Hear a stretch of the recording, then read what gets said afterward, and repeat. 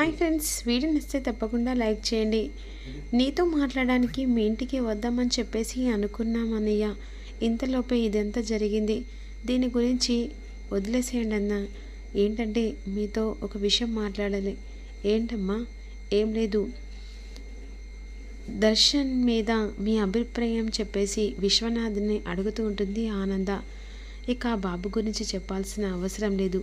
ఏం లేదన్నయ్య, నా కొడుకుని నీ ఇంటి అల్లుడిగా చేసుకుంటావా అని చెప్పేసి ఆనంద్ అడిగిన క్వశ్చన్ విశ్వనాథ్ ఒక్కసారిగా రియాక్ట్ అయ్యి షాక్లో ఉండిపోతాడు. ఏంటమ్మా, ఏం మాట్లాడుతున్నావు? ఎవరిని అడుగుతున్నావు? అవునన్నయ్య, మీ ఇద్దరి కూతుర్లు ఆని ముత్యాలు. ఆ మాట, ఆ కట్టు, ఆ బొట్టు, నేను ఎలా అనుకున్నానో అలాంటి నా కోడలు ఇక ఎక్కడో లేదు, నా అన్నింట్లోనే ఉన్నదని చెప్పేసి అనుకున్నాను. అందుకే ముహూర్తం గురించి పెట్టేసుకొని డైరెక్ట్ పెళ్లి చేద్దామని చెప్పేసి ఆలోచించుకున్నాం.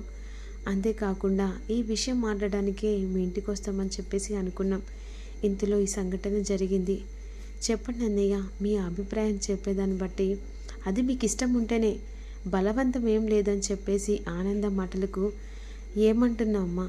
అసలు నీలాంటి చెల్లెల్ని అందుకోవడమే, ఇలాంటి గొప్ప సంబంధం అందుకోవడమే అసలు మా పూర్వజన్మ సుకృతం అని చెప్పేసి విశ్వనాథ్ అంటూ ఉంటాడు.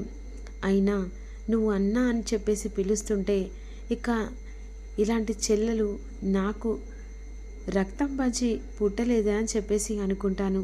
కానీ రక్తం పంచి పుట్టిన చెల్లెలు కూడా ఇలా అడుగుతుందో లేదో, కానీ నువ్వు అడిగావు చూసావమ్మా, చాలా చాలా మనసుకు సంతోషంగా ఉందని చెప్పేసి విశ్వనాథ్ అంటుండగా, అదేంటన్నయ్య, రక్తం పంచుక పుడితేనే చెల్లెలా, ప్రేమానురాగాలు ఉంటే చెల్లెలు కాదా అని చెప్పేసి అంటుండగా ఈలోపు ఈ విధంగా అంటూ ఉంటాడు కోటేశ్వరరావు.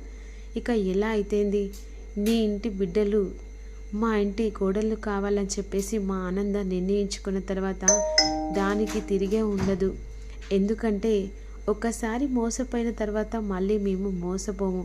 అలా అని చెప్పేసి ఆస్తి గురించి అని చెప్పేసి మా ఆనంద ఎప్పుడూ ఆలోచించదు. కష్టం నుంచి బయటపడిన తను ఎలాగైనా సరే తన కష్టాన్ని తగ్గట్టు తన కోడల్ని తీసుకొచ్చుకోవాలని చెప్పేసి మా ఆనంద అనుకుంటుందని చెప్పేసి కోటేశ్వరరావు ఈ విధంగా అంటూ ఉంటాడు. ఇంత పెద్దింట్లో నా కూతురు పడుతుందంటే, అది నా చెల్లెలింట్లో పడుతుందంటే చాలా సంతోషంగా ఉంది తల్లి. అసలు నా నోట మాట కూడా రావట్లేదు.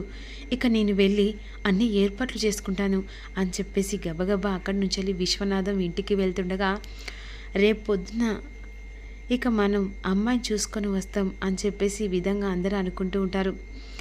ఇక వెంటనే విశ్వనాథ్ ఇంటికి వెళ్ళి విశ్వనాథ్ గీత గీత అని చెప్పేసి పిలుస్తుండగా, అబ్బబ్బబ్బా ఏంటండి గంతా గట్టిగా అరుచుకుంటూ వస్తున్నావు, గుడ్ న్యూస్ అని చెప్పేసి అంటుండగా ఈలోపు అనన్య శరణ్య కిందికి వస్తారు.